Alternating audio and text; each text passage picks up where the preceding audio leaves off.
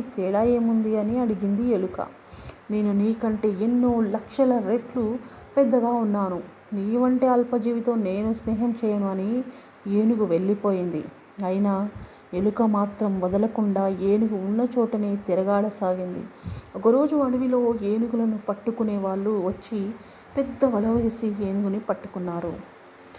రాత్రికి రహస్యంగా వచ్చి ఏనుగుని తీసుకుపోదాం అనుకుని వాళ్ళు వెళ్ళిపోయారు. వలలో చిక్కిన ఏనుగు బోరున ఏడుస్తుండగా ఎలుక వచ్చి, అయ్యో ఏడవకు, నేను నా మిత్రులను తీసుకువచ్చి నీకు బంధ విముక్తి కలిగిస్తాను అని చెప్పి ఇంకా బోలెడు ఎలుకలను తీసుకొచ్చింది.